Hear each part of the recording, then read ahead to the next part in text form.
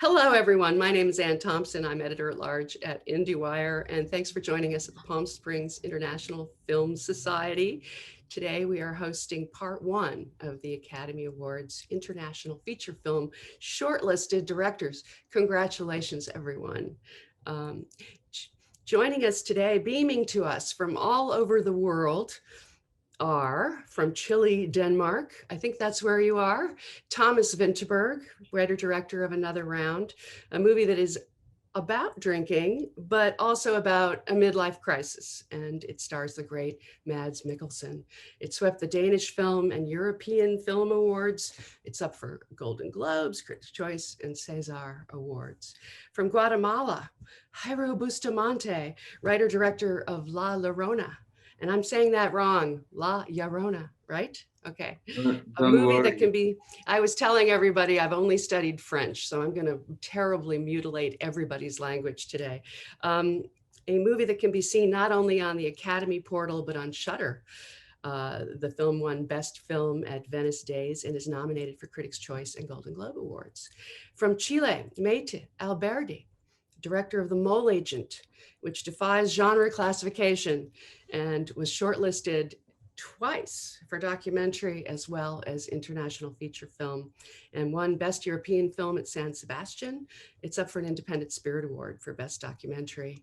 And from the Ivory Coast, Philippe Lacôte, writer-director of Poetic prison drama Night of the Kings, which is up for an Independent Spirit Award. And from Taiwan, Mong-hong, writer-director of A Son, a family drama full of surprises, which won 5 Golden Horse Awards, including Best Film and Best Supporting Actress for Samantha Shuchenko at the Asian Film Awards.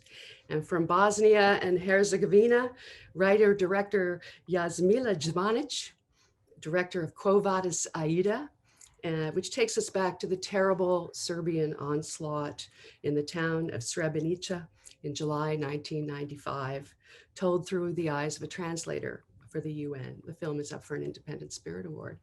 I'd like to start with a question for all of you, and I'm going to start with Maite. I'm using alphabetical, I think, in some weird way. Where did you get the very first nugget or inspiration for your story? Where did it come from? Well, I think that the original idea was completely far of the result. I wanted to make a film noir documentary about a private detective because I thought that private detectives was always territory of fiction. And I worked as an assistant of a private detective for a while to find a case and to find a story to tell. And I was completely focused on the narrative of the film noir until I find the retirement home case and the old mole agent that completely moved me to another side and about the experience of this old mole living inside a retirement home and not focus on the detective thriller, more in his own experience of the relationship that he established there. Okay, we'll come back and pursue that further. Jayro, what was your first nugget? Hello again, everyone. I really admire you, so I'm so happy to be here with you and in this panel. And for me, this film is a kind of the third film of a triptych. And I wanted to talk about the 3 insults that in Guatemala are the most used and for me, the most dangerous because we are perpetuating a kind of discrimination all the time. And these 3 insults talking about discriminate indigenous people, discriminate women, LGBT community. And the first one who I trying to tell in La Llorona is the insult. We use the insult communist, the word communist, to insult people who defend human rights. So when you understand that in a country defend human rights deserve an insult, you can understand that we are not agree with human rights and we can permit a genocide happen. So this film is talking about that deny that we have about our genocide and this deny because discrimination that we have about the Mayan people suffering. Thank you. Mong-hong? 大概在2-3年前的时候，拍完上一部电影完以后，我曾经有一段时间非常的不知道干嘛。你去翻好了。So after I made the last films about 2 or 3 years ago, I didn't know actually exactly what I want to do next. 所以我那时候呢就花了一点时间回去，因为我家里住在台湾的南部，然后南部呢，这样就是我陪我爸爸，就是我爸爸住在南部的地方，然后很意外的，我看到了我一个朋友，很小的一个同学。So I went back to my hometown in southern part of Taiwan and spent some time with my father. At that time, I ran into one of my childhood friends, which I haven't met for a long time. 然后他跟我讲他年轻的时候的一些做的不好的事情，然后去砍人家手的事情。So he told me some long time stories that in the past, and he was young and actually in a confrontation that he chopped someone's hands off. 然后，但是我对那故事我觉得蛮惊讶的，但是我不会想拍那部电影。At that time, I was surprised by the story, but I didn't intend to make it into a film. 但是有一天我在跟家人一起吃火锅的时候，我突然想到，如果这个火锅上面是一只断手的话，那应该是蛮吓人的故事。And one day when I had a hot pot with my families, and I suddenly, this idea suddenly came to me that if in this hot pot is a hand floating on this hot pot, it would be scary. 所以我那时候觉得要来拍这部电影，然后拍一个有关于家庭的电影。So starting from this scene or this imaginary scenes, I decided to make a film about family. That's it. That's great. Thank you.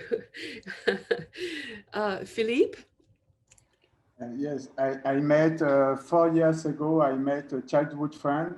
He was in La Maca prison, and he told me that in La Maca, prisoners, they choose a prisoner and he's obliged to tell stories each night, and they call him roman, novel.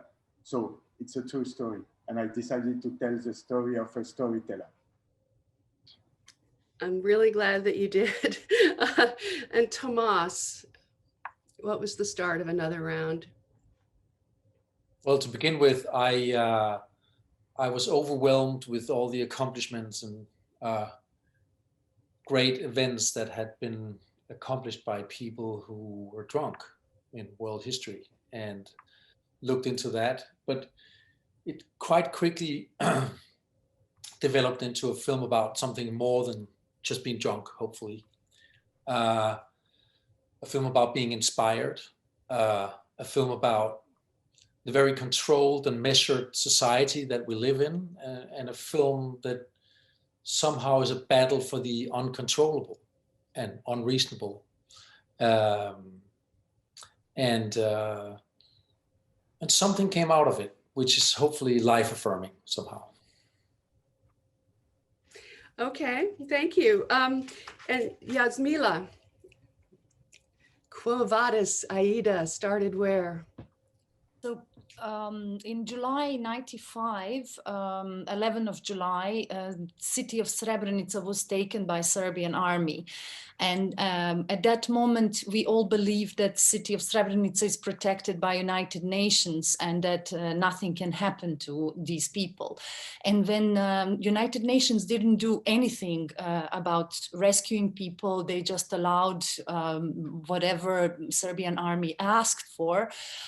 This shock stayed in me because suddenly I didn't know what to believe in, because I believed in, human rights and United Nations and some justice in the world, and suddenly all of that collapsed. So since then, I think I'm carrying this little seed, which I always thought I can't do this film. I was hoping somebody else will do film about Srebrenica. And in one moment, some 5 years ago, I thought, okay, nobody's doing it. So I felt as a directress that I want to do it. I want to try. And that's how all these years I was thinking about it, and then it got its form. Thank you. Maite, I'm fascinated with how you were able to embed yourself with Sergio in the nursing home and to gain such access. How did you come to do that? What was the fabrication that allowed this movie to be made? It was super difficult to plan how to do this film because I had to infiltrate myself in a way inside the retirement home. And Sergio was a gift. He really came for an ad in the newspaper, as appears in the beginning of the film. And he probably was the worst spy in the world, but he was so connected with people that he gave me the film. And how do we do it? We first shoot all the training of Sergio in the private detective office. And then we go to the retirement home and we say to them that they want to make a documentary about elderly people there. So we were allowed to enter, and we enter 3 weeks before Sergio entered. So the people get used to us, and it was an exercise of patience. We shoot for 4 months, and when Sergio entered, we act that we don't know each other. So he was another person inside the retirement home for us. And the people get used to the camera, and it was like some days we never pressed rec. It was only waiting until things happen. And the thing happens in this encounter between the mole agent and the people that were inside the retirement home. Sergio is this lovely man. How did you find him? No, it was only lucky. We were going to shoot with the usual mole that the private detective were with, and the mole broke his hip 3 weeks before shooting also. So the detective told me, okay, let's put an ad in the newspaper to find an old man between 80 years old and 90 years old. And I thought, okay, nobody's going to buy the newspaper at their 80s to try to find a job. And he put the ad, and the office was full of people of 80 years old looking for a job. And that's how Sergio arrives. And I got in love with him as the first time I see him, and I had to beg to the private detective to hire him because I knew that he was not going to be the profile for an ex-FBI, but I knew that he was going to be perfect for a film because he was so honest, so connected, so funny, yeah, everything. So yeah, it was like a lucky gift. Definitely. I fell in love with him, as does everyone who sees this movie, because he represents some kind of humanity and civility and gentility that perhaps we are losing in our world. But he's also changed by the experience. That's the most moving part of it, I think. Yeah? Yeah, I think that I entered with a big prejudge to that place, and Sergio too. Like, I thought that there were felonies, and I had to discover that there were not. And for Sergio too, like, he entered with a prejudge of the first day he wanted to go back home. That it's not in the film, but he told me, like, I'm going to become another people like this one, and I'm going to be abandoned, and I'm afraid to have dementia here in the 3 months that I'm here. But he take the time to hear people that you don't take the time to hear.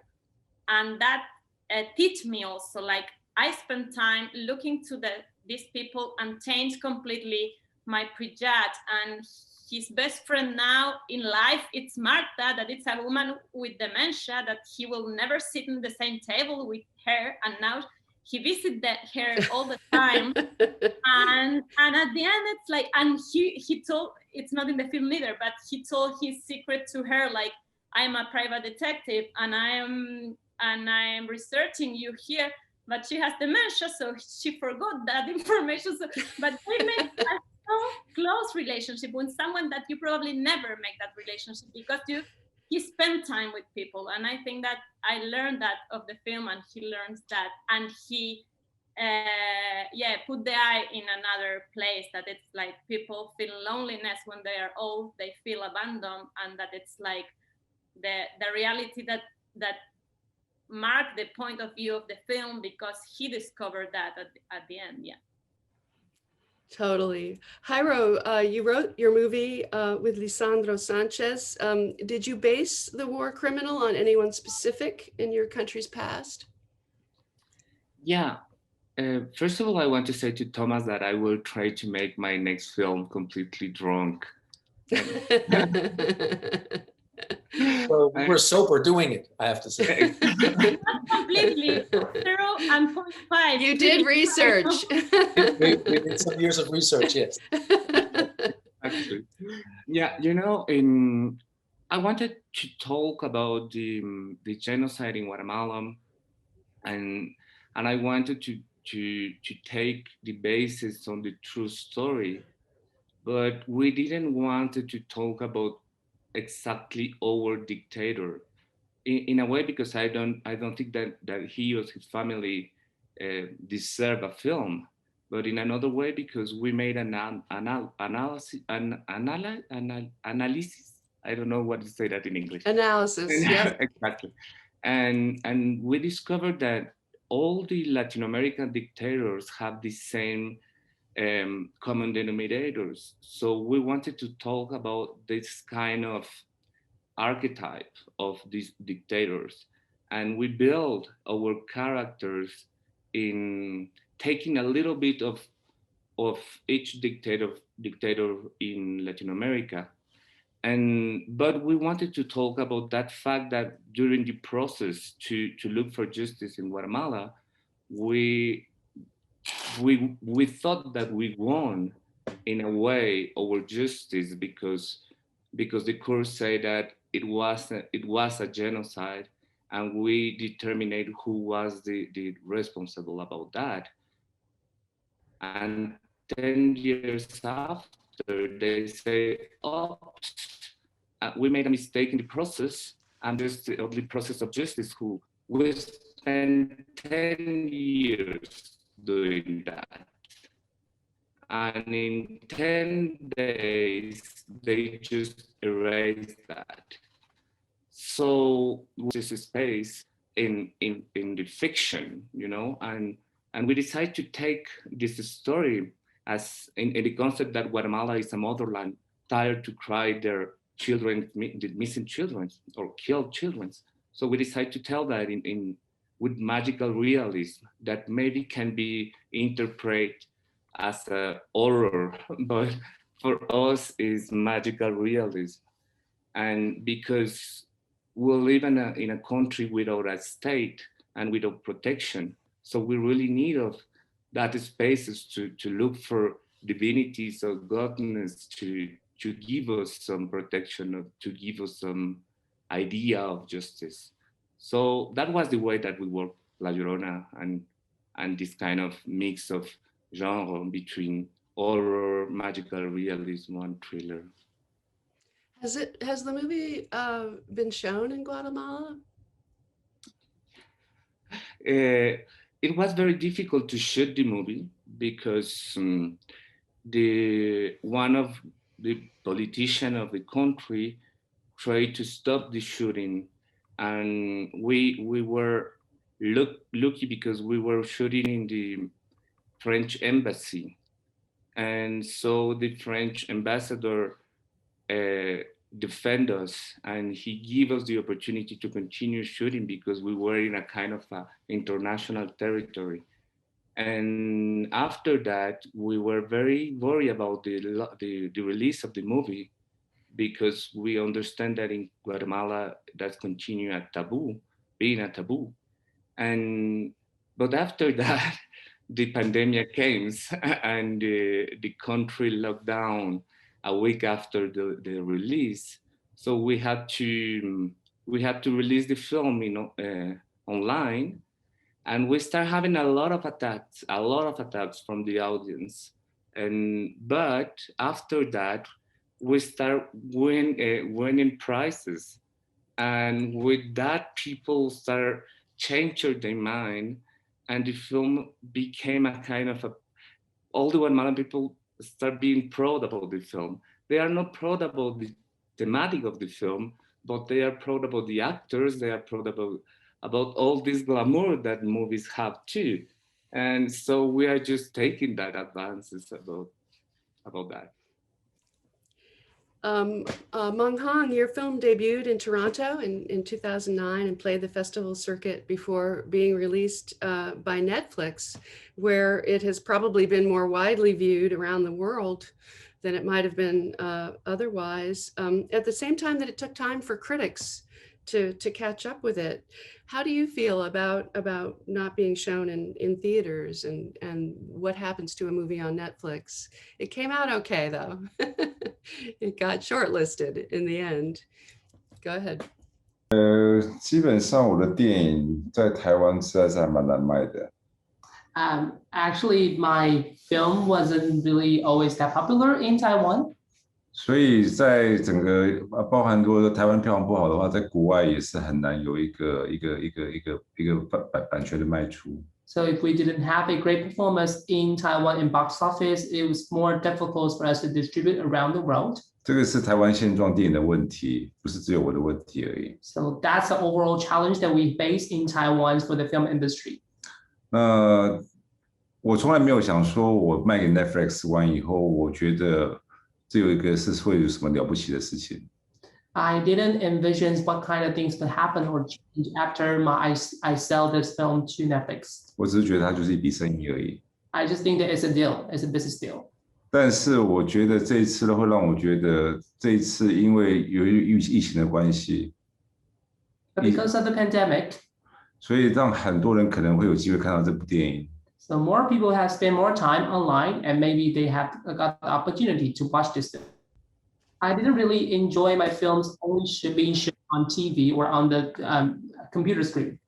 那我当然希望我的电影还在电影院，但是我觉得它现在是一个机会，让更多的创作者透过这网络的东西，把自己的作品散播出去。Ideally, I hope that my films can be screened in cinema, but I think that because of the pandemic, this is an opportunity to be shown on streaming platforms and more people get to see it. 但是很危险的是，因为有时候平台需要的东西是比较商业化的、比较规格化的、比较知识化的。But of course, there's a danger that these platforms need something that's more following their specifications or they follow their commercial guidelines. 这是另外一个拍电影最辛苦的地方，但是我觉得它是个机会，让我们在整个电影制作里面有另外一个不同的想法。That's always a challenge that we have to struggle between commercial and our artistic aesthetic values. But I think that this is also an opportunity for filmmakers as well. So this is a very beautiful movie that I would love to see on the big screen, and I look forward to that opportunity at some point. It's very impeccably made. And during the film, you deliberately keep the audience off balance.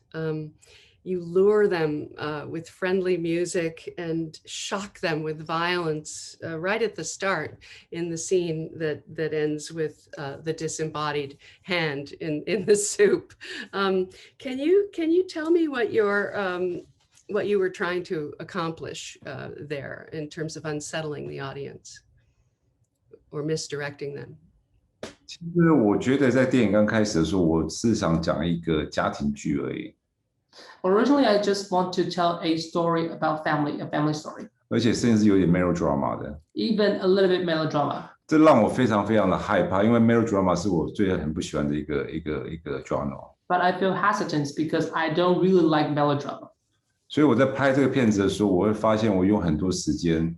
再把那个情绪拉回来，甚至要用一种不同的态度来面对所有的演员。So during the filmmaking process, I try all different ways to switch or try to suppress some of the emotions and try to use a different perspective to interact or engage with my actors. 那因为我刚好是这个片子的 DOP. Because I'm also the DOP of this film. 所以我花很多时间在面对演员，面对所有的镜头应该怎么去呈现那个感觉。So I spend a lot of time contemplating on how to use my lens and my scenes to present the feelings that I want to show them. 所以包括刚开始的镜头，我是希望用一种比较冲击性的东西来讲一个看起来好像是不可能是家庭剧的东西。So that's why I choose these opening scenes to show a contrast between the typical melodrama. 所以到后来我们整个这个电影慢慢在走了，因为这电影有点长，2个小时半。So this film is actually 2.5 hours long. 所以你在慢慢看的时候过程里面，你会慢慢的感觉到它电影一直在转变，它从一个好像是一个黑社会，然后家庭，然后最后面又是一个再回到一个黑社会的本质。其实他在讲一个整个家庭的不安跟家庭的一种很内在的一种暴力的情绪。So over these 2.5 hours, when the audience gradually immerse into the story, you can actually feel a several shift in the process. You start with like a mafia movies, then come back to family, and then back to mafia. You actually want to show in this shift and this changes the unsettled situation within a family. And you also hold a lot of secrets. You keep the audience a little bit in the dark in terms of how you reveal information. 我喜欢的电影，事实上有时候觉得我希望把很多东西保留到最后，让观众知道。观众刚刚开始在看电影的时候，可能就像看希区考克电影，你可能看都不知道在干嘛。So I hope that in my films, I can leave a lot of things at the end of the movie so that people can discover by themselves. So it's just like when you're watching Hitchcock movies. At the beginnings, you don't really know what's happening. 那我希望呢，保留到最后的东西，不是只有答案的，不是只有故事的答案而已。So the thing I want to keep to the last is not just about answer or solution. 我希望看到的是我们人性上面另外一个不同的东西。I want to show another aspect of humanity. Excellent. Philippe, your prison story combines a suspenseful drama with poetic storytelling accompanied by dance. And you jack up the stakes for your arrival of a new inmate who has no idea what will happen to him. And you call upon magic and ritual. Tell me how you put all of those elements together so beautifully. For me, it's natural to work with all these elements. In Night of the Kings, I want to pay a tribute to oral tradition in West Africa, griots. Griots are storytellers, are historians, and are also poets, and they mix different stories. It's possible to mix a real event and a traditional legend. It's my way of working, and it's also my culture. As we said before, we are also in magical realism. So borders between magical and realism, dead people, alive people, visible things, invisible things. This border is very fine in my culture, in my country. How did French actor Denis Lavant wind up in this movie? It's because we try in Ivory Coast to be a part of international cinema. So if it's cinema, it means that we can invite actors from everywhere. But with Denis Lavant, I have a special story because when I made my short film in France, he was my main actor. I made two short films with him as a main actor, and we made also on the stage the diary of Andrei Tarkovsky. So we discuss a lot about his work, and I wanted to invite him. And there was a place in this prison because La Maca is the main prison of Ivory Coast, and I have a special connection with this prison because when I was a child, my mother was in this prison for political reason, and I went to see my mother one day by week, and there was a few white men, few white women in this prison, so I wanted to give this reality also. So how did you film this? Is there? How did you create this prison? Where are you in this? And how did you put this together? And where did you find your actors? We didn't shoot in the real prison. We shoot only outside, and it was not useful for us to shoot in the real prison because security. We didn't want to lose all this time. So we took two buildings in a colonial city, Grand Bassam, near Abidjan, and we rebuilt our prison. It's not exactly La Maca, prison. It's there's some details who are in connection, but we build a prison of Night of the Kings. I worked a lot with different documentary image from prison from South America, from Africa, Liberia, Sierra Leone, and all these paintings, also drawings on the wall comes from real prison, are real drawings, because I didn't want to make something nice. For my actors, we spent 2 years to make a cast in different popular area of Abidjan, suburbs, and we saw 2,000 people, and we selected 40 young men, dancers, singers, new actors, martial art fighters, and we worked together during 2 months in a workshop. And extras, we had 300 extras on the set, and 25% of them are ex-prisoners. Yeah. Yeah, because we wanted this authenticity, and they were our advisors during the shooting. They said, no, you can't put a ventilator at night in La Maca because we are inside the forest and it's very cold. Yeah, so something something like this. Yeah. Excellent, excellent. So Tomas, you and screenwriter Tobias Lindholm wrote this specifically for the 4 actors who take on this great drinking experiment. How did they help you to shape your narrative? Well, they helped me by being the people they are. I like writing for people that I admire, that I remain curious about, that I want to spend my summer with, and who are great actors. So by writing dialogue to people you know, you can very quickly create life and push these actors out of their comfort zones and into their comfort zones again, if you need that, and challenge them in a different way when you know from the get-go that these are going to be your actors.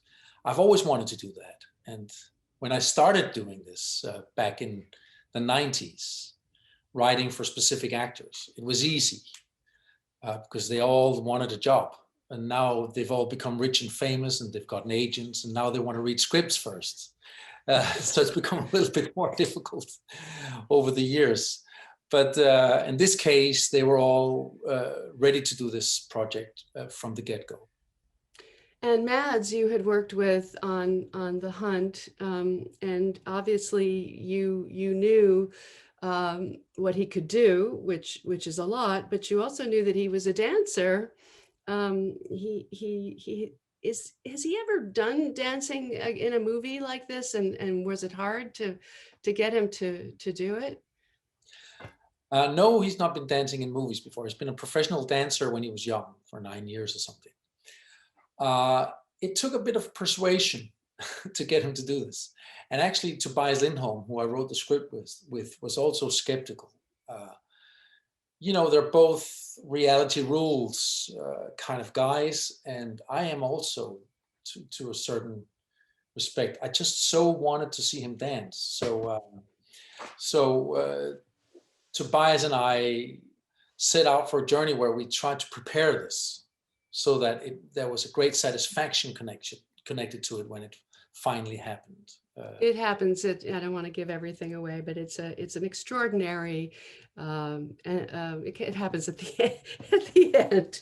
If you look at the dance, the choreography of the scene to some extent describes the process, because Matt is dancing a little bit and then he's retreating. And then he's dancing a little bit more and then he's retreating, and then finally he gives in and enjoys it.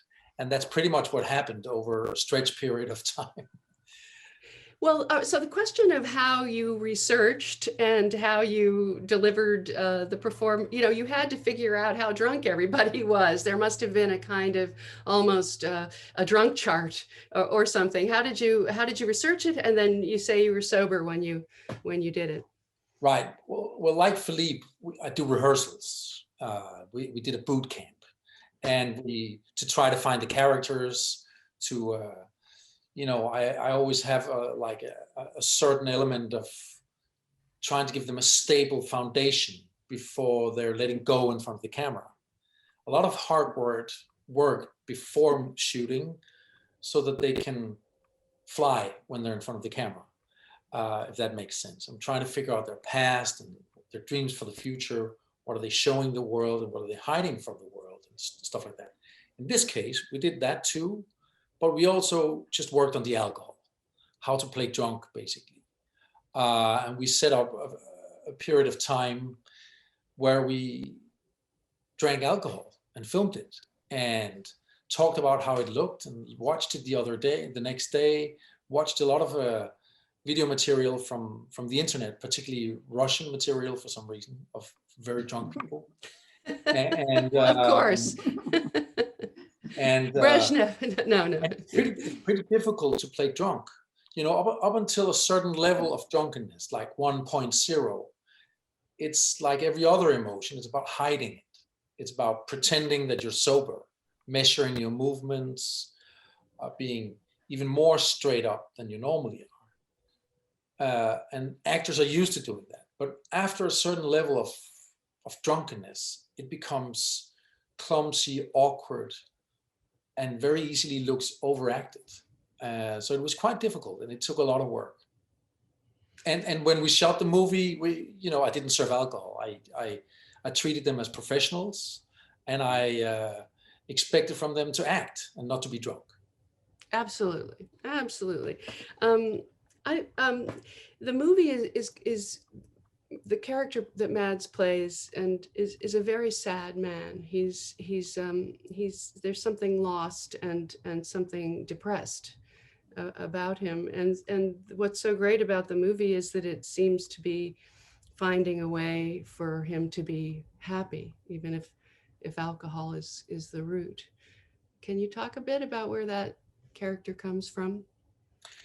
Right. We wanted to make a portrait of a man who was not sad for a specific reason. He was sad because of life that has caught up with him. I guess the element of repetitiousness, boredom, the lack of risk and curiosity that can catch up with you halfway through your life. And we wanted to release this person. And of course, the alcohol plays a role in this, but I guess the element of togetherness and the element of risk that they impose on themselves and the element of exploration in life is what enlightens him primarily. So we wanted to show a man who's surrounded by youth, but who's feeling old, and who at the end of the movie in his catharsis is sort of embraced by the youth and the weightlessness that we all yearn for at my age. Indeed. Jasmila, tell us what the title Quo Vadis Aida means. Where does that come from? Yeah, Quo Vadis Aida means where do you go, Aida? And it comes from religious background, but it's meant to turn this religious feeling towards a person, towards Aida, because for me, she is the saint, somebody who is wandering through these terrible events, trying to rescue her family, but also she's returning to Srebrenica to be there with the perpetrators, with people who killed her family. So it was inspired by the fact that many of women who survived genocide, because mostly men got killed, 8,372 men got killed.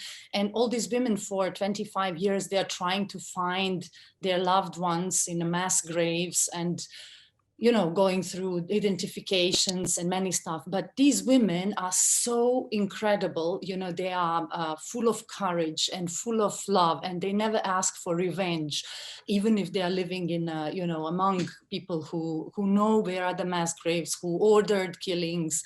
And I always thought, saints are among human beings, and especially these women. So that's why I kept it. how did you recreate the 90s, and where did your lead actress come from? She's amazing. Yes, Jasna Đuričić is a Serbian actress. We know each other before I worked with her on my previous film, and she's really, really amazing person. As being Serbian, I knew that she would take a lot of risk by accepting to be in this film that talks about the genocide that was committed by Serbian army. So for her, she always said, it's not bravery, it's just my job. I'm professional and I'm doing this for character and for the movie. So this was fantastic that she accepted this. And we worked also a lot on, rehearsing the family rhythm and constellations. All actors were being in their apartment. We were preparing their phases of how they met, how kids were born, all of that. So when film starts, they were ready to, they knew each other, they knew their past, they knew where they were going. What was the first question? That's okay. No, you make it look like there's thousands and thousands of people. I mean, the scale of this movie is extraordinary. And I had to assume that you didn't have a Hollywood budget to put on a Cecil B. DeMille movie here. Yeah, how did you do it? We analyzed a lot of films with mass scenes, and we knew we have to show it at least twice, all this ocean of people. But the rest, we, of course, filmically cheated with the blocking, with buses, with the certain views. And we kept in sound always this mass. This was crucial that we as an audience feel this mass is all the time there. And we used a lot of things in the sound, like the bees and ocean, so that people feel surrounded with this mass and have pressure of the mass. So did you feel that this movie is performing a little bit like Jayro, I think, a kind of healing, a kind of catharsis, some kind of role inside your society that still has wounds from these terrible times? I wish, I hope so. And in one way, Srebrenica genocide happened 25 years ago, and there are still 1,700 bodies that are missing, and mothers like Aida who are searching for them, because these bodies are proof that somebody killed them, and then the whole case can go to the trial. And these war criminals that still live among us, they are hiding these mass graves and hiding the fact where are these bodies. So it's still very present in our society, the whole trauma of Srebrenica. And there is a lot of people in the government, in Serbia and in Bosnian government from Serbian side, that want to deny that Srebrenica happened, like we couldn't shoot in Srebrenica because the mayor denies that genocide happened. And there are a lot of people who are against the film because they don't want this truth to come out. Like we are not allowed to show film in cinemas in part of the Bosnia with Serbian majority. They didn't allow it. Also in Serbia, nobody wanted to take it for distribution. No festival was, the main festival in Belgrade didn't want to show the film. So somebody mentioned also this, platforms. We have film on VOD, and it's incredible because as a filmmaker, it breaks my heart that people watch it on laptops or whatever. But on the other hand, it's breaking censorship, because people in part with the Serbian majority, they were not allowed to see the film, but now they can watch it. Nobody can control them in their homes.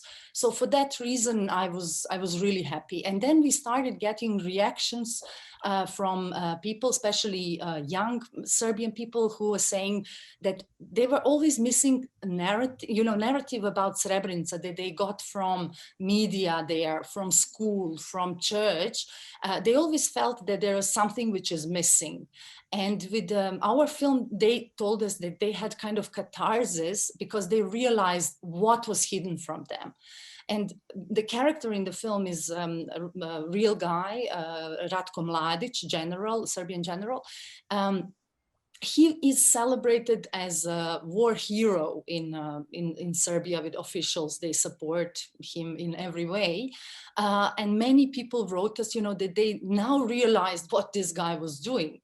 So I think films in every film, I think, is changing us, changing society, and people appreciate that there is something like this, that we can talk about it, that it's not just a media or political fight, but it's a human story, and people are able to have empathy and be in a position of somebody's shoes. And this is, to be in somebody's shoes, to be in somebody's destiny. And I think films really help to get all these paths towards a human heart and towards the brain, which was blocked by media, by politicians, by hate that is spread in our region on everyday level. Films, I think, allowed people to open hearts, and I hope my film is doing at least a little bit. I have to say that all of you have made extraordinary films that touched me, and they're beautiful. And I want to ask you more questions, but we have run out of time. I had a whole lot more to ask you about, but I'm glad we were able to get a window into some of these. So everyone, a big virtual round of applause for our filmmakers. Thank you for participating in today's panel, and thank you, Palm Springs International Film Society, for hosting us. Onward.